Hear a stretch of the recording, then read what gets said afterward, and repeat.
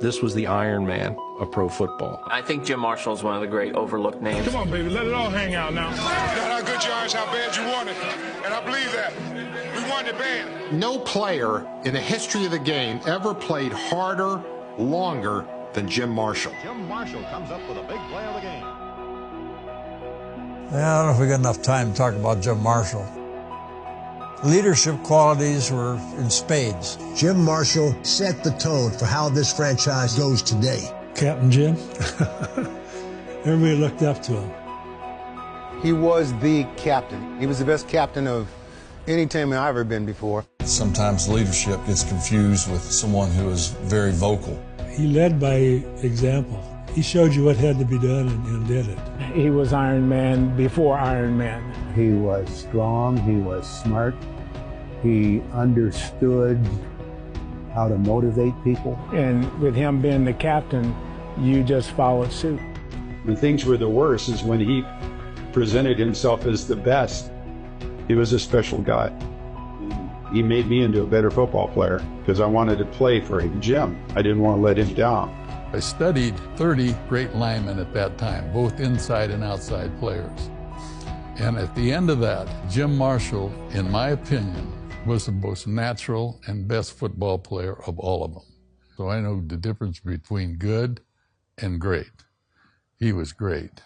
We had the Purple People Eaters. They were the foundation of who we are. The leader of the band was Jim Marshall. If you looked in the dictionary and tried to find the definition of a football player, Jim Marshall's picture would be there. Jim was gifted. I mean, when he came down the assembly line, they put some special parts on that guy. There's so much more to what Marshall was. My gosh, you talked to Bud. Bud had great admiration for him. And I think if Bud Grant thinks that much of you, you probably belong in the Hall of Fame. There aren't any great players that do not have durability. You can be a great player, but if you play 8 games a year, you can't be great. Jim never missed a practice, never missed a game.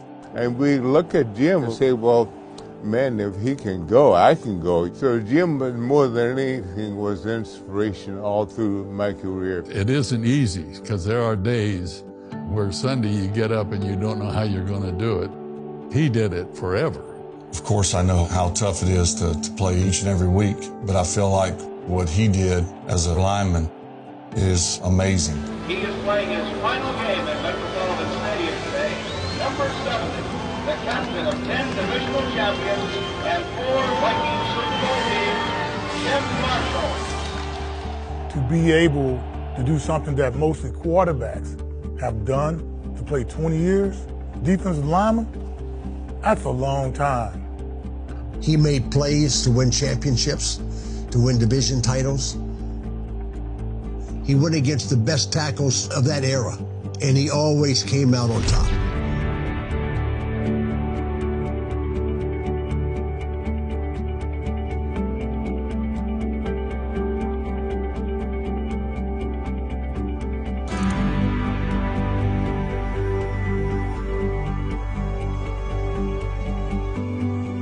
The first thing the players see when they walk in the building every day is the Jim Marshall Vikings captain's legacy wall.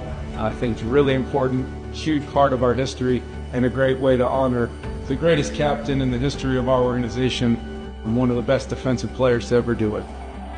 He was, if anybody ever has been, the heart and soul of the Minnesota Vikings. It was my high honor to play next to him. I just hope that I give you as many thrills as you can to give me. Yeah, thank you.